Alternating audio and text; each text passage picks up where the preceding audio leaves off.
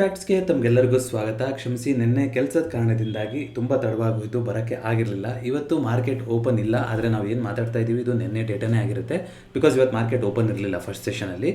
Second ಸೆಷನಲ್ಲಿ evening ಸೆಷನಲ್ಲಿ MCX ಮಾತ್ರ open ಇರುತ್ತೆ, ಅಂದರೆ ಕಮೋಡಿಟಿ ಮಾರ್ಕೆಟ್ ಮಾತ್ರ ಓಪನ್ ಇರುತ್ತೆ. ಅದು ಈಗಲೂ ಕೂಡ ಲೈವ್ ನಡೀತಾ ಇದೆ. ಸೊ ನೋಡ್ತಾ ಹೋಗೋಣ. ನಿನ್ನೆ ಒಂದು ದೊಡ್ಡದಾದಂಥ ಫಾಲ್ ಇತ್ತು, ಎಲ್ಲರಿಗೂ ಎಕ್ಸ್ಪೆಕ್ಟೇಷನ್ ಇತ್ತು. ವೀಕೆಂಡಲ್ಲಿ ಸುಮಾರೆಲ್ಲ ಆ್ಯಕ್ಟಿವಿಟಿ ಆಯಿತು. ನಿಮಗೆ ಗೊತ್ತಿರೋ ಹಾಗೆ ಈಗ 15 ದೇಶಗಳ ಮೇಲೆ ಒಟ್ಟಾರೆಯಾಗಿ ಇರಾನು ಇದುವರೆಗೂ ಅಟ್ಯಾಕ್ ಮಾಡಿದೆ ಅಂತಲೂ ಕೂಡ ಸುದ್ದಿ ಬಂದಿದೆ. ನ್ಯಾಟೋ ಕಂಟ್ರಿಗಳಿಗೂ ಕೂಡ ಅಮೆರಿಕ, ಇಸ್ರೇಲ್ ಕೇಳ್ತಾ ಇದೆ, ಜಾಯಿನ್ ಆಗ್ತೀರಾ ನೀವು ಈ ಆಪರೇಷನ್ ಅಂತ. ಬ್ರಿಟನ್ನು ಇಲ್ಲ ಆಗಲ್ಲ ಅಂತ ಹೇಳಿದ್ದಾರೆ, ಬೇರೆ ಒಂದಿಷ್ಟು ಕಂಟ್ರಿಗಳು ಇಲ್ಲ ಅಂತ ಹೇಳಿದ್ದಾರೆ. ಸೊ ಇದ್ರ ಮಧ್ಯದಲ್ಲಿ ಮತ್ತೆ ಎಲ್ಲ ದೇಶಗಳು ಡಿಫೆನ್ಸಿಗೆ ಮತ್ತೆ ಒಲವನ್ನು ತೋರಿಸುವಂಥ ಸಮಯ ಬಂದಿದೆ. ಈಗ ಫ್ರಾನ್ಸ್ ಕೂಡ ಮುಂದೆ ಬರ್ತಾ ಇದೆ. ನಾವು S-400ನ ಇನ್ನೂ 5 ತರಿಸ್ಕೊತಾ ಇದ್ದೀವಿ ರಷ್ಯಾದಿಂದ ಅಂತ ಕೇಳ್ಪಟ್ವಿ. ಯಾಕಂದರೆ ನೋಡಿ, ದುಬೈನಲ್ಲಿ ಎಷ್ಟೊಂದು ಹೋಟೆಲ್ಗಳಿಗೆ ಬಿದ್ದಿದೆ, ಎಲ್ಲ ಕಡೆಗೂ ಅಟ್ಯಾಕ್ ಆಗಿದೆ. ಸೊ ಈ ಕಾರಣದಿಂದಾಗಿ ಎಲ್ಲ ದೇಶಗಳು ಕೂಡ ಒಂದು ರಕ್ಷಣಾತ್ಮಕವಾಗಿ ಯೋಚನೆ ಮಾಡುವಂಥ ಕೆಲಸ ಮಾಡುತ್ತೆ ಅಂತ, ಯುದ್ಧ ಅಂತ ಆಗೋ ಸಿಚುವೇಷನಲ್ಲಿ ಅದು ಎಲ್ಲ ಕಡೆ ಕಾಣಿಸ್ತಾ ಇದೆ ಕೂಡ. ಬಟ್ ನಿನ್ನೆ ಇದ್ದಿದ್ರಲ್ಲಿ ಎಲ್ಲದಕ್ಕಿಂತ ಟಾಪ್ ಲೂಸರ್ ಅಂದರೆ ನೆನ್ನೆ ಬಿದ್ದಿದ್ದ ಸ್ಟಾಕ್ ಅಂತಂದರೆ ಅದು ಇಂಡಿಗೋ. ಏಕೆಂತಂದರೆ ಸಾಮಾನ್ಯವಾಗಿ ಈ ಥರ ಆದಾಗ ಫಸ್ಟ್ ಇಂಪ್ಯಾಕ್ಟ್ ಆಗುವಂಥದ್ದೇ ಟ್ರಾವೆಲ್ ರಿಲೇಟೆಡ್ ಅಲ್ವಾ. ಸೊ ಹಾಗಾಗಿ ಇಂಡಿಗೋ ಸ್ಟಾಕು 6.36% ಕರೆಕ್ಷನ್ ಬಂದಿತ್ತು. ಬಟ್ ಹೊಸ ಸುದ್ದಿ ಬಂದಿರೋದ್ರ ಪ್ರಕಾರ ಏರ್ ಇಂಡಿಯಾ ಮತ್ತು ಇಂಡಿಗೋ ಇಬ್ಬರು ಕೂಡ ಯಾರು ಸಿಗಾಕೊಂಡಿದ್ದಾರೆ ದುಬೈನಲ್ಲಿ, ಆ ಕಡೆ ಯುರೋಪಿಯನ್ ಗಲ್ಫ್ ಕಂಟ್ರೀಸ್ಗಳಲ್ಲಿ, ಅವ್ರನ್ನೆಲ್ಲ ಕರೆದು ತರೋಕ್ಕೆ ಪ್ರಯತ್ನ ಮಾಡ್ತಾ ಇದ್ದಾರೆ ಅಂತ ಕೇಳ್ಪಟ್ವಿ. ಅದು ನಡೀತಾ ಇದೆ. ಒಂದು 8 ಫ್ಲೈಟ್ ಇವ್ರದ್ದು, 10 ಫ್ಲೈಟ್ ಅವ್ರದ್ದು ಕೂಡ ಬಂದಿದೆ ಅಂತ. ಮತ್ತು ಇನ್ನೊಂದು ಇಂಟ್ರೆಸ್ಟಿಂಗ್ ನನಗೆ ಅನಿಸಿದ್ದು ಅಂತಂದರೆ, ಇದಕ್ಕೆಲ್ಲದಕ್ಕೂ ಯಾವ ರೀತಿಯಾಗಿ ವಿವರಣೆ ಬರ್ತಾ ಇದೆ ಇವಾಗ ಅಂತಂದರೆ, ನಾನು ಹೇಳ್ತಾ ಇರೋವಂಥದ್ದು ಇಸ್ರೇಲ್ ಜೊತೆ ಕೂಡಿ ಯಾಕೆ ಅಮೆರಿಕ ಅಟ್ಯಾಕ್ ಮಾಡ್ತು ಇವಾಗ ಅನ್ನೋದಕ್ಕೆ ಏನು ಸುದ್ದಿ ಬರ್ತಾ ಇದೆ ಅಂದರೆ, ಈ ಎಪ್ಸ್ಟೀನ್ ಫೈಲ್ಸ್ ಬಂದಿತ್ತಲ್ಲ, ಅದರದ್ದು ಇಸ್ರೇಲಿನ ಇಂಟೆಲಿಜೆನ್ಸ್ ಇದೆಯಲ್ಲ, ಅವ್ರ ಹತ್ರ ಆ ಎಪ್ಸ್ಟೀನ್ ಫೈಲ್ಸ್ ರಿಲೇಟೆಡ್ ಡಾಕ್ಯುಮೆಂಟ್ಸ್ಗಳೆಲ್ಲ ಅವ್ರ ಹತ್ರ ಇದೆ. One of the sharpest intelligence ಅಂತ ಕರಿತೀವಿ ಅವ್ರನ್ನ ಇಡೀ ವರ್ಲ್ಡಲ್ಲಿ. ಸೊ ಹಾಗಾಗಿ ಮೊಸಾದ್ ಅಂತ ಕರಿತಾರಲ್ಲ ಅವ್ರದ್ದು. ಸೊ ಅವ್ರ ಹತ್ರ ಇದೆ, ಅದನ್ನು ಇಟ್ಕೊಂಡು ಅಮೆರಿಕಾಗೆ ಥ್ರೆಟ್ ಮಾಡ್ತಾ ಇದ್ದಾರೆ ಇಸ್ರೇಲ್ ಅವರು ಅಂತ ಸುದ್ದಿ ಬಂದಿತ್ತು. ಈ ಕಾರಣದಿಂದಾಗಿ ಅಮೆರಿಕ ತಾನಾಗೆ ಇನ್ವಾಲ್ವ್ ಆಗಿ ಯಾಕೆಂದರೆ ಇರಾನ್ ಲಾಂಗ್ ಟರ್ಮ್ ಒಂದು ಥ್ರೆಟ್ಟೇ ಇಸ್ರೇಲ್ಗೆ. ಇಸ್ರೇಲ್ ಯಾವ್ಯಾವ ದೇಶದಿಂದ ಸುತ್ತುವರೆದಿದೆಯೋ ಅದೆಲ್ಲರ ಜೊತೆನೂ ಸಂಘರ್ಷ ನಡೀತಾನೆ ಇದೆ. ಅವ್ರದ್ದು ಮೈಂಡ್ ಸೆಟ್ಟೇ ಬೇರೆ ಥರ ಇದೆ ಇಸ್ರೇಲ್ ಅವ್ರದ್ದು. ಒಂಥರ ಸರ್ವೈವಲ್ ಇರಲ್ಲೇ ಇರ್ತಾರೆ ಯಾವಾಗಲೂ. ಅಲ್ಲಿ ಯುದ್ಧ ಆಗ್ತಿದೆ ಅಂದರೆ ಬೇರೆ ಎಲ್ಲ ಹೊರಗಡೆ ಹೋಗಿದ್ದವರು ಜನಗಳೆಲ್ಲ ವಾಪಸ್ ಬಂದು ಅವರು ಕೂಡ ಯುದ್ಧಕ್ಕೆ ಜಾಯ್ನ್ ಆಗ್ತಾರೆ. ಯಾಕಂದರೆ ಪ್ರತಿಯೊಬ್ಬರಿಗೂ 2 ವರ್ಷ ಆರ್ಮಿನಲ್ಲಿ ಟ್ರೈನಿಂಗ್ ಕೂಡ ಆಗಿರುತ್ತೆ. ಈ ಥರ ಎಲ್ಲ ಇದು ಒಂದು ಸರ್ವೈವಲಲ್ಲೇ ಬದುಕ್ತಾ ಇರುವಂಥ ದೇಶ. ಸೊ ಅಮೆರಿಕ ಈ ಮಟ್ಟಿನ ಸಪೋರ್ಟ್ ಮಾಡಿ ಇರಾನ್ನ ಎಲಿಮಿನೇಟ್ ಮಾಡೋಕ್ಕೆ ಕಾರಣ ಆಗಿದ್ದು ಈ ಒಂದು ರೀಸನ್, ಈ ಎಪ್ಸ್ಟೀನ್ ಫೈಲ್ಸ್ನ ಮರೆಮಾಚಕ್ಕೆ ಅಂತಲೂ ಕೂಡ ವಿಶ್ಲೇಷಣೆ ಬರ್ತಾ ಇದೆ. ಯಾವ್ದು ಸರಿ ಯಾವ್ದು ತಪ್ಪು ಗೊತ್ತಿಲ್ಲ. ಎಂತೆಂಥ ದೊಡ್ಡವ್ರ ಹೆಸರು ಬಂದಿತ್ತು ಎಪ್ಸ್ಟೀನ್ ಫೈಲ್ಸಲ್ಲಿ ಅಂತ ನಿಮ್ಗೆ ಗೊತ್ತಿದೆ. ಟ್ರಂಪ್ ಅವ್ರದ್ದಿತ್ತು, ಬಿಲ್ ಗೇಟ್ಸ್ ಇತ್ತು, Stephen Hawking, one of the recent ಟೈಮ್ಸಲ್ಲಿ ತುಂಬ ಒಂದು ಪ್ರಖ್ಯಾತವಾದಂತಹ ಫಿಸಿಸ್ಟ್ ಅಂತಲೇ ಕರಿಬೋದಲ್ವಾ. ಅವರು ಸೈಂಟಿಸ್ಟು, ಫಿಸಿಕ್ಸ್ ವರ್ಲ್ಡಲ್ಲಿ ಬ್ಲ್ಯಾಕ್ ಹೋಲು ಈ ಥಿಯರಿ ಬಗ್ಗೆ ಎಲ್ಲ ಮಾತಾಡಿದವರು. ಸೊ ಅವ್ರದ್ದು ಕೂಡ ಅದರಲ್ಲಿ ಸೇರ್ಕೊಂಡಿತ್ತು. ಅವರು ಫಿಸಿಕಲಿ ಹ್ಯಾಂಡಿಕ್ಯಾಪ್ ಕೂಡ ನಿಮ್ಗೆ ಗೊತ್ತಿದೆ. ಸೊ ಅಲ್ಲಿಗೆ ಎಷ್ಟು ಡೀಪ್ ಲೆವೆಲಲ್ಲಿ ಇದೆ ಅನ್ನೋದು ಗೊತ್ತಿದೆ. ಯಾವ್ದು ಸರಿ ಯಾವ್ದು ಸಳ್ಳು ಅನ್ನೋದಕ್ಕಿಂತ ಆರೋಪಗಳು ಬಂದಿತ್ತು ಈ ರೀತಿಯಾಗಿ. ಅದಾದಮೇಲಿಂದ ಒಂದಾದ್ಮೇಲೆ ಒಂದು ಇವೆಂಟ್ಗಳು ನಡೀತಾ ಇದೆ. ಸೊ ಯಾವುದು ಪೋಣಿಸ್ಕೋಬೇಕು ಗೊತ್ತಿಲ್ಲ.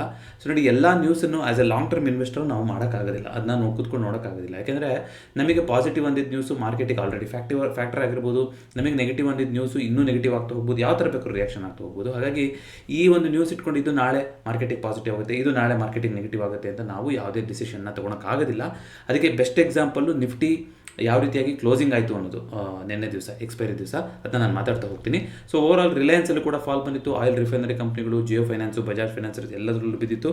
BEL ಅಗೇನ್ ಡಿಫೆನ್ಸ್ ಸೆಕ್ಟರ್ನ ಸ್ಟಾಕು 2% ಅಪ್ಕೊಂಡು ಬಂದಿರೋದ್ರ ಮೂಲಕ ನಿನ್ನೆಯ ಟಾಪ್ ಗೇನರ್ ಆಗಿತ್ತು. ಅದೇ ರೀತಿಯಾಗಿ ನಿಫ್ಟಿ ನೆಕ್ಸ್ಟ್ 50 ಅಂತ ನಾವು ನೋಡೋದಾದರೂ ಕೂಡ ಸಿಲ್ವರ್ ಗೋಲ್ಡ್ ಪ್ರೈಸ್ ಎಲ್ಲ ಸ್ವಲ್ಪ ಮೇಲ್ಗಡೆ ಹೋಗಿತ್ತು. ಹಿಂದೂಸ್ತಾನ್ ಜಿನ್ಕು 2% ಮೇಲೆ ಹೋಗಿತ್ತು. ಸೋಲಾರ್ ಇಂಡಸ್ಟ್ರೀಸ್ 3.59% ಮೇಲ್ಗಡೆ ಹೋಗಿತ್ತು. ಅದೇ ರೀತಿಯಾಗಿ ಯಾವುದು ಟಾಪ್ ಲೂಸರ್ ಅಂದರೆ ನಿನ್ನೆ 4.62% ಕರೆಕ್ಷನ್ ಬಂದಿದೆ.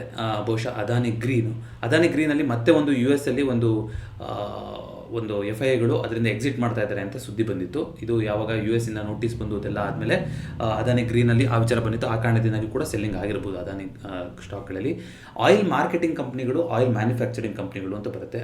IOC ಆಗಿರ್ಬೋದು, Indian oil corporation, BPCL, HPCL, MPCL, ಇದೆಲ್ಲ ನಾವೇನು ಕೇಳ್ತಾ ಹೋಗ್ತೀವಿ. ಇದೆಲ್ಲ ಆಯಿಲ್ ಮಾರ್ಕೆಟಿಂಗ್ ಕಂಪ್ನಿಗಳು. ಅಂದರೆ ಆಯಿಲನ್ನು ಕೊಂಡ್ಕೊಂಡು ಅದನ್ನ ಮಾರಾಟ ಮಾಡ್ತಿರ್ತಾರೆ. ಅಂದರೆ ಒಂದಿಷ್ಟು ಕೆಲವರು ಅದರದ್ದೆಲ್ಲ ಸ್ಟೇಜ್ಗಳಲ್ಲೂ ಕೂಡ ಡಿಸ್ಟ್ರಿಬ್ಯೂಷನ್ ಎಲ್ಲದರಲ್ಲೂ ಕೂಡ ಇನ್ವಾಲ್ವ್ ಆಗಿರ್ತಾರೆ. ಸೊ ಇವರಿಗೆ ಯಾವಾಗ ಲಾಭ ಆಗುತ್ತೆ, ಕ್ರೂಡಿನ ಬೆಲೆ ಕಮ್ಮಿಗೆ ಸಿಗ್ತಾ ಇದೆ, ರಾ ಮೆಟೀರಿಯಲ್ಲೇ ಕಮ್ಮಿಗೆ ಸಿಗ್ತಾ ಇದೆ ಅಂದರೆ ಇವರು ಇಲ್ಲಿ $102 ಆರಾಮಾಗಿ ಮಾರ್ಕೊತಾ ಇದ್ದಾರೆ, ಲಾಭ ಆಗ್ತಾ ಇತ್ತು. ಸೊ $60 ಸಿಗ್ತಾ ಇತ್ತು ಇಷ್ಟು ದಿನ. ಈಗೇನಾಗಿದೆ, ಏಕದಮ್ $70 ದಾಟಿ ಮೇಲ್ಗಡೆ ಹೋಗಿದೆ ಅಲ್ವಾ ಕ್ರೂಡು. ಸೊ ಈ ಕಾರಣದಿಂದಾಗಿ ಏನಾಗ್ತಾ ಹೋಗುತ್ತೆ, ಅವರಿಗೆ ಕಷ್ಟ ಆಗ್ತದೆ. 70 80ಕ್ಕೆ ಹೋಯಿತು ಅನ್ಸುತ್ತೆ ಇವತ್ತು. ಸೊ 82 83ರಲ್ಲಿ ನಡೀತಾ ಇದೆ ಕ್ರೂಡ್ ಇವಾಗ. ನೀವು ನೋಡ್ತಾ ಬರೋದಾದರೆ ಬ್ರೆಂಟು 83 ಆಸ್ಪಾಸಲ್ಲಿ ನಡೀತಾ ಇದೆ ಕ್ರೂಡ್. ಹಾಗಾಗಿ ಏಕ್ದಮ್ ಇವತ್ತು 7% ಜಂಪು, ನಿನ್ನೆ ಒಂದು 7% ಜಂಪು ಈ ಥರ ಆಗಿರೋದ್ರಿಂದ ಈ ಕಂಪ್ನಿಗಳಿಗೆ ಹೊಡೆತ ಬೀಳ್ತಾ ಹೋಗುತ್ತೆ. ಸೊ ಇದಿಷ್ಟು ನಿನ್ನೆಯ ಒಂದು ಯಾವ ರೀತಿಯಾಗಿ ಬೆಳವಣಿಗೆ ಆಗಿತ್ತು ಅನ್ನೋದು. ಸೊ ನೋಡ್ತಾ ಬರೋದಾದ್ರೆ ನಿನ್ನೆ 25,000ನ ಮೇಲ್ಗಡೆ ಅಟೆಂಪ್ಟ್ ಮಾಡೋಕ್ಕೆ ಹತ್ತತ್ರ ಬಂದಿತ್ತು ನಿಫ್ಟಿ. ಅಲ್ಲಿಂದ ವಾಪಸ್ ಮತ್ತೆ ಫುಲ್ ಕೆಳಗಡೆ ಹೋಗಿತ್ತು. 24,600 ತನಕ ಹೋಗಿತ್ತು. ಮತ್ತೆ ಒಂದು ಬೌನ್ಸ್ ಆಗಿ 24,865ರಲ್ಲಿ ಕ್ಲೋಸಿಂಗ್ ಆಗಿದೆ. ಗಿಫ್ಟ್ ನಿಫ್ಟಿ ಸರಿಸುಮಾರು 500 ಪಾಯಿಂಟ್ಗಳು ಕೆಳಗಡೆ ಓಪನ್ ಆಗುತ್ತೆ ನಾಳೆ ದಿವಸ ಅಂತ ಹೇಳ್ತಾ ಇದೆ ಮಾರ್ಕೆಟು. 2.29% ಕರೆಕ್ಷನ್ ಬರುತ್ತೆ ಅಂತ. ಬರುತ್ತೋ ಬರೋದಿಲ್ವೋ ಗೊತ್ತಿಲ್ಲ. ಆದರೆ ಆ್ಯಸ್ ಎನ್ ಇನ್ವೆಸ್ಟರ್ ನೀವೇನು ಮಾಡ್ತೀರಾ ಅಂತ ಅವಕಾಶಗಳು ಸಿಕ್ಕರೆ ಅನ್ನೋದನ್ನ ದಯವಿಟ್ಟು ಕಮೆಂಟ್ ಮಾಡಿ. ಅದೇ ರೀತಿಯಾಗಿ ಬ್ಯಾಂಕ್ ನಿಫ್ಟಿ ಕೂಡ 60,000ನ ಬ್ರೇಕ್ ಆಗಿತ್ತು. ಸೆನ್ಸೆಕ್ಸ್ 80,000 ಬ್ರೇಕ್ ಆಗೋಕ್ಕೆ ಸನಿಹದಲ್ಲಿದೆ. ಇಂಡಿಯಾ ವಿಕ್ಸು 25% ಜಾಸ್ತಿ ಆಗಿದೆ. ನಿನ್ನೆ 17ಕ್ಕೆ ಹೋಗಿ ಕೂತಿದೆ, ಪೀಕ್ಗೆ ಹೋಗಿ ಕೂತಿದೆ ಇಂಡಿಯಾ ವಿಕ್ಸು. ಹಾಗಾಗಿ ಮಾರ್ಕೆಟ್ ವಾಲಟೈಲ್ ಆಗಿರೋದು ಕಟ್ಟಿಟ್ಟ ಬುತ್ತಿ. ಇವತ್ತು ಗೋಲ್ಡ್ ಸಿಲ್ವರಲ್ಲಿ ಈಗ ಸೆಕೆಂಡ್ ಹಾಫಲ್ಲಿ ಓಪನ್ ಆಯಿತು. ಬಟ್ ನಿನ್ನೆನೂ ಇವತ್ತು ಬೆಳಗ್ಗೆನೂ ಕೂಡ ಇಂಟರ್ನ್ಯಾಷನಲ್ ಮಾರ್ಕೆಟೆಲ್ಲ ಓಪನ್ ಇತ್ತು, ನಮ್ಮದು ಮಾತ್ರ ಕ್ಲೋಸ್ ಇತ್ತು. ಅಲ್ಲೂ ಕೂಡ ಸೆಲ್ಲಿಂಗ್ ಬರ್ತಾ ಇದೆ. ಇದಕ್ಕೆ ನೋಡಿ 2 ಥರದ್ದು ವಿಶ್ಲೇಷಣೆ ಬರ್ತಾ ಇದೆ. ಈಗ ಈ ವರ್ಷ 3 ಸಲ ಫೆಡ್ಡು ಇಂಟ್ರೆಸ್ಟ್ ರೇಟ್ನ ಕಮ್ಮಿ ಮಾಡ್ತಾರೆ ಅಂತ ಇತ್ತು. ಈಗ ಯುದ್ಧ ಈ ಥರ ಅಂದಾದರೆ ಪ್ರತಿಯೊಂದರದ್ದು ಬೆಲೆ ಆಲ್ರೆಡಿ ಜಾಸ್ತಿ ಇತ್ತು ಅಮೆರಿಕದಲ್ಲಿ, ಇನ್ನೂ ಕೂಡ ಜಾಸ್ತಿ ಆಗ್ತಾ ಹೋಗುತ್ತೆ. ಇದರಿಂದ ಇನ್ಫ್ಲೇಷನ್ನ ಹತೋಟಿ ಮಾಡಲಿಕ್ಕೆ ಫೆಡ್ಡು ಇಂಟ್ರೆಸ್ಟ್ ರೇಟ್ನ ಅನಿವಾರ್ಯವಾಗಿ ಕಮ್ಮಿ ಮಾಡಲೇಬೇಕಾಗುತ್ತೆ ಅಂತಲೂ ಕೂಡ ಸುದ್ದಿ ಬರ್ತಾ ಇದೆ. ಆ ಥರ ಆದರೆ ಅದು ಈಕ್ವಿಟಿಗೆ ಒಂದು ಪಾಸಿಟಿವ್, ಡಾಲರ್ ಕಡೆಗೆ ಒಂದು ಪಾಸಿಟಿವ್ ಸೆಂಟಿಮೆಂಟ್ ಆಗ್ಬೋದು ಅಂತ. ಇನ್ನೊಂದು, ಈ ಯಾರ್ಯಾರು ಲಾಂಗ್ ಬೆಟ್ ತೊಗೊಂಡಿದ್ರು ನ್ಯಾಸ್ಡ್ಯಾಕು ಈ ಥರ US ಮಾರ್ಕೆಟ್ ಕಂಪ್ನಿಗಳಲ್ಲಿ, ಎಸ್ಪೆಷಲಿ IT ಕಂಪ್ನಿಗಳಲ್ಲಿ ಅಥವಾ ಬೇರೆ ಬೇರೆ ದೊಡ್ಡ ದೊಡ್ಡ ಕಂಪ್ನಿಗಳಲ್ಲಿ, ಅವರಿಗೆಲ್ಲ ಇವಾಗ ಮಾರ್ಜಿನ್ ಕಾಲ್ ಆಗಿರುತ್ತೆ. ಯಾಕೆಂತಂದರೆ ಇದು ಮಾರ್ಜಿನ್ ಸ್ಕ್ವೀಸ್ ಆಗಿರುತ್ತೆ. ಯಾಕಂದರೆ ದೊಡ್ಡದಾಗಿ ಒಂದೇ ಸಲ 2% 3% ಇಷ್ಟು ದೊಡ್ಡ ಫಾಲ್ ಆದಾಗ ಓವರಾಲ್ ಇಂಡೆಕ್ಸೇ ಸ್ಟಾಕ್ಗಳಲ್ಲಿ ಇನ್ನೂ ಜಾಸ್ತಿ ಫಾಲ್ ಆಗಿರುತ್ತಲ್ವ. ಇದರಿಂದ ಅವರಿಗೆ ಏನು ಮಂತ್ಲಿ ಕಾಂಟ್ರಾಕ್ಟ್ಗಳು ಅದೇನು ರೋಲ್ ಓವರ್ ಇರುತ್ತೆ ಅಲ್ಲೆಲ್ಲ ಡೈಲಿ ಕೂಡ ಇದೆ ಎಕ್ಸ್ಪೈರಿಗಳು. ಸೊ ಅದಕ್ಕೆಲ್ಲ ಇವಾಗ ಇಂಪ್ಯಾಕ್ಟ್ ಆಗಿರುತ್ತೆ ಮಾರ್ಜಿನ್ ರಿಕ್ವೈರ್ಮೆಂಟು. ಸೊ ಮಾರ್ಜಿನ್ ರಿಕ್ವೈರ್ಮೆಂಟ್ನ ಸರಿದೂಗಿಸ್ಬೇಕು ಅಂದರೆ ಎಲ್ಲಿಂದ ತರ್ತಾರೆ? ಒಂದು ಹೊಸ ಮನಿನ ಆ್ಯಡ್ ಮಾಡಬೇಕು, ಅಥವಾ ಈಗ ಆಲ್ರೆಡಿ ಪ್ರಾಫಿಟಬಲ್ ಆಗಿರುವಂಥ ಪೊಸಿಷನ್ನ ಸ್ಕ್ವೇರ್ ಆಫ್ ಮಾಡ್ಕೋಬೇಕು. ಸೊ ಹಾಗಾಗಿ ಸಿಲ್ವರು, ಗೋಲ್ಡು ಅಷ್ಟೊಂದು ರಿಯಾಕ್ಟ್ ಆಗಿರಲಿಲ್ಲ ನಿನ್ನೆ. ಸಿಲ್ವರ್ ಫಸ್ಟ್ ರಿಯಾಕ್ಷನ್ ತೋರಿಸ್ತಾ ಹೋಯಿತು. ಸೊ ಸಿಲ್ವರಲ್ಲಿ ರಿಯಾಕ್ಟ್ ಆಗಿದ್ದರಿಂದ, ಸೊ ಸಿಲ್ವರು ಯಾಕೆಂದರೆ ಹೇಗಿದ್ರು ವೊಲಟೈಲ್ ಸ್ಟಾಕು. ಸೊ 98 99 ತನಕ ಹೋಗಿತ್ತು, ಅಲ್ಲ 93 ತನಕ ಹೋಗಿತ್ತು, $93 ತನಕ ಹೋಗಿತ್ತು. ಅದರಲ್ಲಿ ಒಂದು ಸೆಲ್ಲಿಂಗ್ ಬಂದಿದೆ ಅಂತ ನೆನ್ನೆ ವಿಶ್ಲೇಷಣೆ ಬರ್ತಾ ಇತ್ತು. ಇವತ್ತು ಗೋಲ್ಡಲ್ಲೂ ಕೂಡ ಈ ಒಂದು ಇನ್ಫ್ಲೇಷನ್ ಜಾಸ್ತಿ ಆಗಿರೋದ್ರಿಂದ ಫೆಡ್ ಕೂಡ ಇಂಟ್ರೆಸ್ಟ್ ರೇಟ್ ಕಮ್ಮಿ ಮಾಡ್ಬೋದು ಅನ್ನೋ ಒಂದು ಅಪೇಕ್ಷೆ ಇರೋದ್ರಿಂದ ಗೋಲ್ಡ್ ಸಿಲ್ವರು ಕೂಡ ಕಮ್ಮಿ ಬರ್ತಾ ಇದೆ. ಅಲ್ಲಿಗೆ ನೋಡಿ, ಈ ವರ್ಷ ಲಾಸ್ಟ್ ವರ್ಷದಿಂದ ಏನು ನೋಡ್ತಾ ಇದ್ದೀವಿ ಅಂತಂದರೆ, ಮಾರ್ಕೆಟ್ ಮೇಲೆ ಹೋದರೆ ಗೋಲ್ಡು ಮೇಲೆ ಹೋಗ್ತಾ ಇತ್ತು, ಮಾರ್ಕೆಟ್ ಕೆಳಗಡೆ ಬಿದ್ದರೆ ಗೋಲ್ಡು ಕೂಡ ಕೆಳಗಡೆ ಬೀಳ್ತಾ ಇದೆ. ಎರಡು ಕೂಡ ಸಿಂಕಲ್ಲಿ ಹೋಗುವಂಥ ಸ್ಥಿತಿ ಬಂದಿದೆ. ಬಿಟ್ಕಾಯಿನ್ ನಿನ್ನೆ ಚೆನ್ನಾಗಿ ರಿಯಾಕ್ಟ್ ಮಾಡಿತ್ತು, ಆದರೆ ಮತ್ತೆ ಕರೆಕ್ಷನ್ ಆಗಿ ಈಗ 2% ಕರೆಕ್ಷನ್ ಆಗಿ 67,000ಕ್ಕೆ ಬಂದಿದೆ. ಕ್ರೂಡು 9% ಮೇಲ್ಗಡೆ ಹೋಗಿದೆ. ಇವತ್ತು 2 ಸಲ ಅಪ್ಪರ್ ಸರ್ಕ್ಯೂಟ್ ಆಗಿತ್ತು, ಇವಾಗ ಮತ್ತೆ ರಿಲ್ಯಾಕ್ಸ್ ಆಗಿ ಮತ್ತೆ ಟ್ರೇಡ್ ಆಗ್ತಾ ಇದೆ. ಐ ಥಿಂಕ್ 7,093 ಏಪ್ರಿಲ್ ಪೊಸಿಷನ್ದು ಅಪ್ಪರ್ ಸರ್ಕ್ಯೂಟ್ ಇದೆ. ಬೇರೆ ಥರ ಇರುತ್ತೆ. ಸೊ ಯಾರಾದರೂ ಕ್ರೂಡಲ್ ಪೊಸಿಷನ್ ಇದ್ದೀರಾ ಅಂತಂದರೆ ದಯವಿಟ್ಟು ಹುಷಾರಾಗಿರಿ. ಯಾವ ಕ್ಷಣದಲ್ಲಿ ಏನು ಬೇಕಾದ್ರೂ ಚೇಂಜಸ್ ಆಗ್ಬೋದು. ಖಂಡಿತ ಇವಾಗ ಆ ಸ್ಟ್ರೈಟ್ ಆಫ್ ಹಾರ್ಮೋಸ್ ಏನಿತ್ತು, ಒಂದು ಸಣ್ಣ ನ್ಯಾರೋ ಸ್ಟ್ರೆಚ್ಚು, ಅಲ್ಲಿಂದನೇ ಜಗತ್ತಿನ 20-25% ಆಯಿಲ್ಗಳು ಬರ್ತಾ ಇತ್ತು. ಚೈನಾ ಅದರ ಮೇಲೆ ಡಿಪೆಂಡ್ ಆಗಿದೆ. ಇಂಡಿಯಾಗೆ 50% ಆಯಿಲ್ ಅದರಿಂದ ಬರ್ತಾ ಇದೆ. ಹಾಗಾಗಿ ಸೊ ಇವಾಗ ನೋಡಿ, ಸ್ಯಾಟಲೈಟ್ ಇಮೇಜನ್ನು ಕೂಡ ಈ US ಇಂದು ಒಂದು ಅಬ್ರಹಾಂ ಲಿಂಕನ್ ಅಂತ ಅವ್ರದ್ದೊಂದು ದೊಡ್ಡ ಒಂದು ಏರ್ ಸ್ಟ್ರೈಕ್ ಲಾಂಚರ್ ಇದೆಯಲ್ಲ, ಅದಕ್ಕೂ ಕೂಡ ಬಿದ್ದೋಯ್ತು. ಅವರು ಅದನ್ನು ಲೆಗಸಿ ಸಿಸ್ಟಮ್, ಇದನ್ನು ಹತ್ತಿರ ಬರೋಕ್ಕೂ ಯಾರೂ ಆಗೋದಿಲ್ಲ ಅಂತ ಹೇಳ್ಕೊತಾರೆ ಅವರು. ಅಂಥದಕ್ಕೆ ಹೋಗಿ ಮಿಸೈಲ್ ಹೊಡಿತು ಇರಾನ್ದು. ಅದಕ್ಕೆ ಕಾರಣ ಆಗಿದ್ದು ಚೈನಾ ಕೊಟ್ಟಂಥ ಅಕ್ಯುರೇಟ್ ಆಗಿರುವಂಥ ಸ್ಯಾಟಲೈಟ್ ಇಮೇಜಸ್ ಅಂತ ಬರ್ತಾ ಇದೆ. ಈ ಇಡೀ ಯುದ್ಧದಲ್ಲೂ ಕೂಡ AI ತುಂಬ ಉಪಯೋಗಿಸಿದ್ದಾರೆ ಅಂತಲೂ ಕೂಡ ಬರ್ತಾ ಇದೆ. ಅಮೆರಿಕದಲ್ಲಿ ಇನ್ನೊಂದು, ಅದು ಈಗ ಎಲ್ಲ ಯುದ್ಧದ ಸಿಚುವೇಷನಿಂದ ಮರೆಮಾಚಾಗಿ ಹೋಯ್ತು. ಇವಾಗ ಆಂಥ್ರೋಪಿಕ್ ಏನೋ ಒಂದು ನೀವು ಕೇಳ್ತಾ ಇದ್ರಲ್ಲ ಎಲ್ಲ ಕಡೆ, ಒಂದು ಕ್ಲಾಡ್ ಇದ್ರದ್ದೆಲ್ಲ ಒಂದು ದೊಡ್ಡ ಸುದ್ದಿ ಮಾಡಿದಂಥ ಕಂಪನಿ, ಅವ್ರದ್ದು ಫುಲ್ ಆಕ್ಸೆಸ್ ಕೊಡಿ ಅಂತ ಅಮೆರಿಕ ಕೇಳ್ತಾ ಇದೆ ಅಂತ ಹೋದ್ವಾರನೂ ಕೂಡ ನಿಮಗೆ ಅಪ್ಡೇಟ್ ಕೊಟ್ಟಿದ್ದೆ. ಅವ್ರು ಅದಕ್ಕೆ ಒಪ್ಪಿಲ್ಲ. ಯಾಕೆಂದರೆ ಇದನ್ನ ಜನರ ಮೇಲೇ ಒಂದು ಕಣ್ಣು ಇಡೋದಕ್ಕೆ, ನಿಗಾ ಇಡೋದಕ್ಕೆ, ಸರ್ವೆಲೆನ್ಸ್ಗೆ ಉಪಯೋಗಿಸ್ತಾ ಇದ್ದೀರಾ, ಮತ್ತು ಬಯೋ ವೆಪನ್ಸ್ ಮಾಡಲಿಕ್ಕೆ ಡ್ರೋನ್ಗಳು ಮತ್ತೊಂದು ಮಾಡಿ ಸೇಫ್ಟಿ ಉಲ್ಲಂಘನೆ ಆಗೋಕ್ಕೆ ಇದು ನಾವು ಬಿಡೋದಿಲ್ಲ. ಸೊ ಆ ಉದ್ದೇಶಕ್ಕೆಲ್ಲ ಇದನ್ನು ಬಿಲ್ಡ್ ಮಾಡಿರೋದು ಅಂತ ಹೇಳಿದ್ದಕ್ಕೆ ಅಮೆರಿಕ ಅವ್ರನ್ನ ಬ್ಯಾನ್ ಮಾಡಿಬಿಟ್ಟು, ಬ್ಯಾನ್ ಪಟ್ಟಿಗೆ ಸೇರಿಸ್ಬಿಡ್ತು ಕ್ಲಾಡ್ನ. ಆ ಡೀಲ್ನ ಯಾರು ತೊಗೊಂಡ್ರು? OpenAI ಅಂದರೆ ChatGPT ಅವರು ತೊಗೊಂಡಿದ್ದಾರೆ. ಈಗ ChatGPT ಆ ಡೀಲ್ನ ಮಾಡ್ಕೊಂಡಿರೋದಕ್ಕೆ ಸುಮಾರು ಜನ ರೆಕಾರ್ಡ್ ನಂಬರಲ್ಲಿ ChatGPT ಸಬ್ಸ್ಕ್ರಿಪ್ಷನ್ಗಳನ್ನು ಕ್ಲೋಸ್ ಮಾಡ್ಕೊಂಡಿದ್ದಾರೆ ಅಂತ ಸುದ್ದಿ ಬರ್ತಾರೆ. ಯಾಕೆಂತಂದರೆ ಫಸ್ಟ್ ಆಫ್ ಆಲ್ ChatGPTನಲ್ಲಿ ಆ್ಯಡ್ಗಳು ಬರುತ್ತೆ ಇನ್ಮೇಲಿಂದ ಅಂತ ಒಂದು ಸುದ್ದಿ ಬಂದಿತ್ತು. ಆಗಲೂ ಕೂಡ ಸುಮಾರು ಜನಕ್ಕೆ ಕನ್ಸರ್ನ್ ಬಂದಿತ್ತು. ಯಾಕೆಂದರೆ ಸುಮಾರು ಚಾಟ್ ಮಾಡಿರ್ತಾರೆ, ತಮ್ಮ ಪರ್ಸನಲ್ ಡೀಟೇಲ್ಸ್ಗಳನ್ನು ಶೇರ್ ಮಾಡಿರ್ತಾರೆ. ಸೊ ಅದೆಲ್ಲ ಇವಾಗ ಆ್ಯಡ್ ಕಂಪ್ನಿಗಳಿಗೆ ಗೊತ್ತಾಗುತ್ತೆ ಅಂತ ಈಗ ಗೌರ್ಮೆಂಟ್ ಜೊತೆನೂ ಕೂಡ ಅವರು ಕೈ ಹಾಕ್ತಾ ಇರೋದ್ರಿಂದ ಸುಮಾರು ಜನ ಇದಕ್ಕೆ ವಿರೋಧ ಇರೋರು ಅಲ್ಲಿಂದ ಆಚೆ ಬರ್ತಾ ಇದ್ದಾರೆ.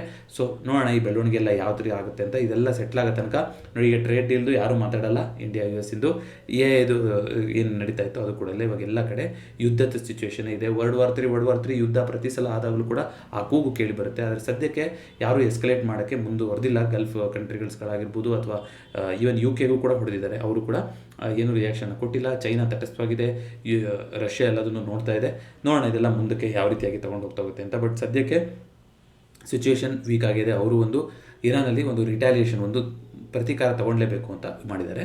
ಸೊ ನೋಡೋಣ ಇದೆಲ್ಲ ಏನಾಗುತ್ತೆ ಅಂತ. ರೀಸನ್ನು ಯಾವ ರೀತಿ ಕೊಡ್ತಾರೆ ಅನ್ನೋದೇ ಒಂದೊಂದ್ಸಲ ಆಶ್ಚರ್ಯ ಅನ್ಸುತ್ತೆ ನನಗೆ. ಇಸ್ರೇಲ್ದು ಅವ್ರದ್ದೊಂದು ನಾನ್ ಪ್ರೊಲಿಫರೇಷನ್ ಟ್ರೀಟಿ ಅಂತ ಒಂದಿದೆ. ಈ ಯಾವ್ಯಾವುದು ನ್ಯೂಕ್ಲಿಯರ್ ಕಂಟ್ರೀಸ್ಗಳಿದೆಯೋ ಅವ್ರು ಅದಕ್ಕೆ ಸೈನ್ ಹಾಕಬೇಕು. ಆವಾಗ ಒಂದು ಇಂಟರ್ನ್ಯಾಷನಲ್ ಆಟೋಮಿಕ್ ಎನರ್ಜಿ ಏಜೆನ್ಸಿ ಬಂದು ಅಲ್ಲಿ ಇನ್ಸ್ಪೆಕ್ಟ್ ಮಾಡಿ ಯಾವ ರೀತಿಯಾಗಿ ಇವರು ನ್ಯೂಕ್ಲಿಯರ್ ವೆಪನ್ಗಳನ್ನು ಸೇಫ್ಟಿ ಆಗಿರ್ಬೋದು, ಅದರ ಯೂಸೇಜ್ ಆಗಿರ್ಬೋದು, ಅದನ್ನೆಲ್ಲ ಚೆಕ್ ಮಾಡ್ತಾರೆ. ಅದಕ್ಕೆ ಇಸ್ರೇಲ್ ಸೈನ್ ಹಾಕಿಲ್ಲ. ಇಸ್ರೇಲು ಕೂಡ ನಿಮ್ಗೆ ಗೊತ್ತಿದೆ ಒಂದು ನ್ಯೂಕ್ಲಿಯರ್ ಪವರ್ ಕಂಟ್ರಿ. ಇರಾನ್ ಅದಕ್ಕೆ ಸೈನ್ ಹಾಕಿತ್ತು, ಅವರು ತಯಾರಿ ಮಾಡ್ಕೊತಾ ಇದ್ರು ಅದನ್ನು ಮಾಡೋದಕ್ಕೆ. ಆದರೆ ರೀಸನ್ ಕೊಟ್ಟಿರೋದು ಏನು ಅಂದರೆ, ಇಸ್ರೇಲ್ ಇವಾಗ ನ್ಯೂಕ್ಲಿಯರ್ ವೆಪನ್ ಆಗ್ಬಿಡ್ತು ಅಂತಂದರೆ ಇರಾನು ಇದು ಜಗತ್ತಿಗೆ ಮಾರಕ ಅಂತ, ಯಾರು ಟ್ರೀಟಿನ ಸೈನ್ ಮಾಡಿ ಇದರಲ್ಲಿ ಹೋಗ್ತಿದ್ರು ಅವರು ಜಗತ್ತಿಗೆ ಮಾರಕ ಅಂತ ರೀಸನ್ ಕೊಟ್ಟು ಅವ್ರ ಮೇಲೆ ಸ್ಟ್ರೈಕ್ ಮಾಡಿದ್ದಾರೆ. ನೀವು ಹಂಗೆ ನೋಡೋದಾಗಿದ್ದರೆ ಇರಾನು ಇಸ್ರೇಲ್ ಮೇಲೆ ಆ ಆ್ಯಕ್ಷನ್ ತಗೋಬೇಕು. ನನಗೆ ಇಲ್ಲಿ ಯಾರು ಪರವಿರೋದು ಅಂತ ತಗೋತಿಲ್ಲ. ಆ ದೇಶಗಳು ಅವ್ರವ್ರದ್ದೇ ಸ್ಟ್ರಗಲ್ನ ನೋಡ್ಕೊಂಡ್ಬಂದಿದ್ದಾರೆ. ಬಟ್ ನೀವೆಲ್ಲದನ್ನು ಒಂದೊಂದು ಕೂಡಿಸ್ಬಿಟ್ಟು ನೋಡಿದ್ರೆ ಇಷ್ಟೊಂದು ದೊಡ್ಡ ಎಸ್ಕಲೇಷನ್ ಆಗಿ ಈಗ ಯುದ್ಧ ಆಗೋಕ್ಕೆ ಸಿಚುವೇಶನ್ ಇತ್ತಾ ಅಂದರೆ, ಈಗ ಗಾಜಾ ಮೇಲೆಲ್ಲ ಅಟ್ಯಾಕ್ ಆದಾಗ ಇಸ್ರೇಲು ಅವಾಗ ಇರಾನ್ ಮೇಲೂ ಕೂಡ ಸ್ಟ್ರೈಕ್ ಆಗಿತ್ತು. ಅವಾಗಿಂದ ಒಂದು ಸ್ವಲ್ಪ ಬೆಂಕಿ ಹತ್ತಿತ್ತು ಅಂತಂದರೆ ಅವಾಗ ಅಂತ ಹೇಳ್ಬೋದು. ಅವಾಗ ಇರಾನ್ ಕೂಡ ಖಾರವಾಗಿ ಪ್ರತಿಕ್ರಿಯೆ ಕೊಟ್ಟಿತ್ತು. ಜೊತೆಗೆ ಟ್ರಂಪ್ ಅವ್ರ ಮೇಲೂ ಕೂಡ ಅವರಿಗೆ ಒಂದು ಲಾಂಗ್ ಟರ್ಮಿಂದ ಒಂದು ದ್ವೇಷ ಅನ್ನೋದು ಇದ್ದೇ ಇತ್ತು. ಫಸ್ಟ್ ಟರ್ಮ್ ಅವ್ರು ಬಂದಾಗಲೂ ಕೂಡ ಟ್ರಂಪ್ ಮೇಲೆ ಆ ಒಂದು ಪ್ರತಿಕಾರ ಇದ್ದೇ ಇತ್ತು. ಆ ಅಟ್ಯಾಕ್ ಆಗಿತ್ತಲ್ಲ ಟ್ರಂಪ್ ಅವ್ರ ಮೇಲೆ ಎಲೆಕ್ಷನ್ಗಿಂತ ಮುಂಚೆ, ಅದರಲ್ಲೂ ಕೂಡ ಇರಾನ್ದು ಕೈವಾಡ ಇದೆ ಅಂತಲೂ ಕೂಡ ಬಂದಿತ್ತು ಸುದ್ದಿಗಳು, ಅವ್ರದ್ದು ಮೀಡಿಯಾದಲ್ಲೆಲ್ಲ ಬಂದಿದ್ದು, ಇದೆಲ್ಲ ನೀವು ನೋಡಿದ್ರಿ.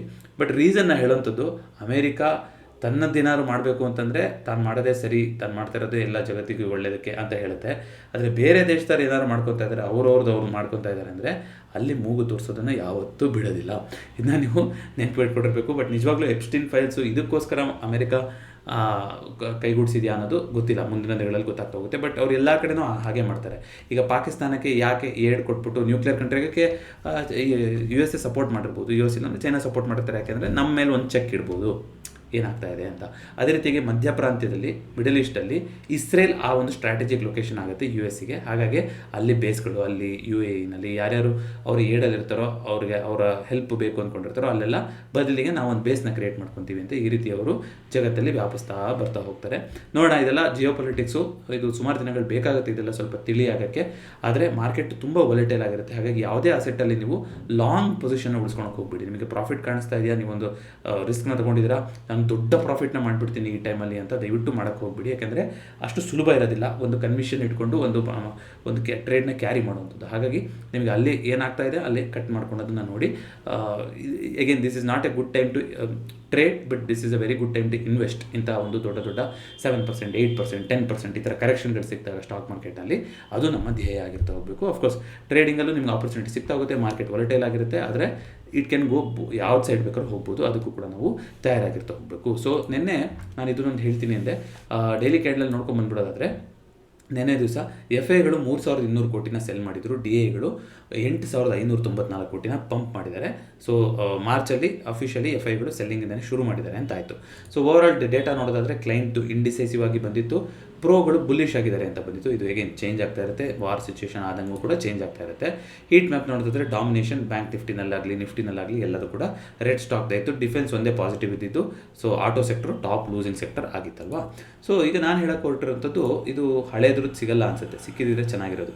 ಸೊ ನಾನು ಏನು ಹೇಳಕ್ಕೆ ಹೊರಟೆ ಅಂತಂದರೆ, ನೀವು PCR ಡೇಟಾ ನೋಡಿದ್ದಿದ್ರೆ ಶುಕ್ರವಾರದ್ದು ಎಕ್ಸ್ಪೈರಿಗಿಂತ ಮುಂಚೆ ಅಂತಿತ್ತು, ತೀರಾ ನೆಗೆಟಿವ್ ಆಗಿ ಬಂದಿತ್ತು. ಐ ಥಿಂಕ್ 0.7ಗಿಂತನೂ ಕೆಳಗಡೆ ಹೋಗಿ 0.6 ತನಕ ಎಲ್ಲ ಹೋಗಿತ್ತು. ಅಂದರೆ ಏನು ಹೇಳುತ್ತೆ ಅದು, ಪುಟ್ಟು ಕಾಲ್ ರೇಷಿಯೋ ಅಂತ ಏನು ಹೇಳುತ್ತೆ ಅಂದರೆ, ಎಷ್ಟು ಜನ ಕಾಲ್ ಆಪ್ಷನ್ನ ಸೆಲ್ ಮಾಡಿ ಪುಟ್ ಆಪ್ಷನ್ನ ಸೆಲ್ ಮಾಡಿದ್ದಾರೆ ಡಿವೈಡೆಡ್ ಬೈ ಕಾಲ್ ಆಪ್ಷನ್ನ ಸೆಲ್ ಮಾಡಿದ್ದಾರೆ ಅಂತ. ಅದು ಮೈನಸ್ ಅಂದರೆ ಒಂದಕ್ಕಿಂತ ಕೆಳಗಡೆ ಹೋಗ್ತಾ ಇದೆ ನಂಬರ್ ಅಂದರೆ ಕಾಲ್ ಸೆಲ್ ಮಾಡಿರೋರು ಜಾಸ್ತಿ ಇದ್ದಾರೆ, ಅಂದರೆ ರೆಸಿಸ್ಟೆನ್ಸ್ ಬಿಲ್ ಮಾಡಿರೋರು ಜಾಸ್ತಿ ಇದೆ ಅಂತ ಒಂದು ಡೇಟಾ ಹೋಗುತ್ತೆ. ಪುಟ್ ಡಿವೈಡೆಡ್ ಬೈ ಕಾಲ್ ಅಲ್ವಾ ಅದು. ಸೊ ಎಲ್ಲರಿಗೂ ಅನಿಸ್ತಾ ಹೋಗುತ್ತೆ ನೋಡಿ, ಎಲ್ಲರೂ ಅಷ್ಟು ನೆಗೆಟಿವ್ ಆಗಿದ್ದಾರೆ ಅಂತಂದರೆ ಮಾರ್ಕೆಟ್ ಏನು ಮಾಡ್ತು, ನೆನ್ನೆ ಅಷ್ಟೊಂದು ನೆಗೆಟಿವ್ ಆಗಲಿಲ್ಲ, ಒಂದು ಪಾಸಿಟಿವ್ ಮಾಡಿ ಸ್ಟಾಪ್ ಲಾಸ್ಗಳನ್ನು ಹಂಟ್ ಮಾಡಿ ಆಮೇಲೆ ಕೆಳಗಡೆ ಹೋಗ್ತಾ ಹೋಯಿತು. ಈಗ ನೋಡೋದಲ್ಲ ನೀವು 10 ಮಾರ್ಚಿಗೆ ಏನಿದೆ ಡೇಟಾ ಮಿಕ್ಸ್ಡ್ ಆಗಿದೆ ನೋಡಿ. 1.22 ಅಂತ ತೋರಿಸಿದೆ. ಇದು ಸದ್ಯಕ್ಕೆ ಅಗೇನ್ ಸೋಮವಾರ ಎಂಡ್ ಆಗಿರುವಂಥದ್ದು. ಅದಾದಮೇಲೆ ನಮ್ಮದು ಗಿಫ್ಟ್ ನಿಫ್ಟಿ ಎಲ್ಲ ಟ್ರೇಡ್ ಆಗ್ತದೆ, ಎಲ್ಲ ಆಗ್ತದೆ. ನಾವು ಓಪನ್ ಆಗಿಲ್ಲ. ನಾವು ನಿನ್ನೆ 24,865ಕ್ಕೆ ಕ್ಲೋಸಿಂಗ್ ಆಗಿದ್ದೀವಿ. ನಿನ್ನೆ ಕ್ಲೋಸಿಂಗ್ ಆಗಿರೋದ್ರ ಪ್ರಕಾರ ಮ್ಯಾಕ್ಸ್ ಪೇನ್ 25,000 ತೋರಿಸ್ತಾ ಇದೆ. ಮ್ಯಾಕ್ಸ್ ಪೇನ್ ಅಂದರೆ ಏನು, ಎಲ್ಲಿ ಕ್ಲೋಸ್ ಆದರೆ ಮಾರ್ಕೆಟು ಜಾಸ್ತಿ ಜನಕ್ಕೆ ಲಾಸ್ ಆಗುತ್ತೆ, ಎಸ್ಪೆಷಲಿ ಆಪ್ಷನ್ ಬೈರ್ಸಿಗೆ ಲಾಸ್ ಆಗುತ್ತೆ ಅನ್ನೋದನ್ನ ಮ್ಯಾಕ್ಸ್ ಪೇನ್ ಅಂತ ನೋಡ್ತೀವಿ. ಸೊ ಅದು 25,000 ತೋರಿಸ್ತಾ ಇದೆ. 24,500 ಸಪೋರ್ಟ್ ಬಿಲ್ಡಪ್ ಆಗಿದೆ ಅಂತ ಇತ್ತು. ಇದು ಖಂಡಿತವಾಗ್ಲೂ ನಾಳೆ ಆಚೆ ಈಚೆ ಆಗ್ತಾ ಹೋಗುತ್ತೆ. ಬಟ್ ನಾನು ಹೇಳುವಂಥದ್ದು, ಎಲ್ಲರೂ ನೆಗೆಟಿವ್ ಆಗಿದ್ದಾಗ ಮಾರ್ಕೆಟ್ ನೆಗೆಟಿವ್ ಆಗೋದಿಲ್ಲ. ಅದು ಎಕ್ಸ್ಪೆಕ್ಟೆಡ್ ಆಗೋದಾಗ ಮಾರ್ಕೆಟ್ ಅಷ್ಟು ಸುಲಭವಾಗಿ ನೆಗೆಟಿವ್ ಆಗೋದಿಲ್ಲ. ಹಾಗಾಗಿ ನ್ಯೂಸ್ಗಳನ್ನು ನೋಡಿಕೊಂಡು ಅಥವಾ ಒಂದು ಹಿಂಗೆ ಇದೆ, ಹಿಂಗೆ ಆಗೇ ಹೋಗುತ್ತೆ, ಎಲ್ಲರಿಗೂ ಅದು ಗೊತ್ತಿದ್ದಾಗ ಆ ಥರದ್ದು ಮಾರ್ಕೆಟ್ ವರ್ಕೌಟ್ ಆಗಲ್ಲ. ಅಲ್ಲಿ ತುಂಬ ವೊಲಟೈಲ್ ಆಗಿರುತ್ತೆ. ಇನ್ ಕೇಸ್ ನಿಮ್ಮ ಕಡೆ ಆದಂಗೆ ಆಯಿತು ಅಂದ್ರೂ ಕೂಡ ಅಲ್ಲಿ ಏನಿರುತ್ತೋ ಅದನ್ನು ಎಕ್ಸಿಟ್ ಮಾಡುವಂಥದ್ದೇ ಸೂಕ್ತ ನಿರ್ಧಾರ ಆಗಿರುತ್ತೆ. ಯಾಕಂದರೆ ಎಲ್ಲರಿಗೂ ಜಗತ್ತಿಗೆ ನ್ಯೂಸ್ ಗೊತ್ತಿದೆ ಅಲ್ವಾ. ಹಾಗಾಗಿ ಮಾರ್ಕೆಟ್ ಅದನ್ನ ಅದೇ ರೀತಿಯಾಗಿ ಉಳ್ಕೊಳಕ್ಕೆ ಬಿಡೋದಿಲ್ಲ. ಅದು ವೊಲಟೈಲ್ ಆಗಿ ಮುಂದುವರಿತಾ ಹೋಗುತ್ತೆ. IPOಗಳು ಈ ಸಂದರ್ಭದಲ್ಲಿ ಮಾತಾಡ್ದಲ್ಲಿರೋದೇ ಬೆಟರ್ ಅನಿಸುತ್ತೆ. ಬಟ್ ಒಂದೆರಡು IPOಗಳು ನಡೀತಾ ಇದೆ. 9 ಮಾರ್ಚಿಂದ ಒಂದು, 4 ಮಾರ್ಚಿಂದ ಒಂದು IPOಗಳು ಬರ್ತಿದೆ. ಸದ್ಯಕ್ಕೆ ಯಾವುದೋ ರನ್ನಿಂಗ್ IPO ಅನ್ನೋದಿಲ್ಲ. ಇದಿಷ್ಟು ಇವತ್ತಿನ ಫಿನ್ಫ್ಯಾಕ್ಟ್ಸ್ ಆಗಿದ್ದು. ಈ ವಿಡಿಯೋ ಇಷ್ಟ ಆಗಿದ್ದು ದಯವಿಟ್ಟು ವಿಡಿಯೋನ ಲೈಕ್ ಮಾಡಿ ಹಾಗೂ ಚಾನಲ್ಗೆ ಸಬ್ಸ್ಕ್ರೈಬ್ ಮಾಡಿ. ಮತ್ತೊಂದು ಫಿನ್ಫ್ಯಾಕ್ಟ್ಸ್ನೊಂದಿಗೆ ನಾಳೆ ಭೇಟಿಯಾಗೋಣ. ಎಲ್ರಿಗೂ ನಮಸ್ಕಾರ.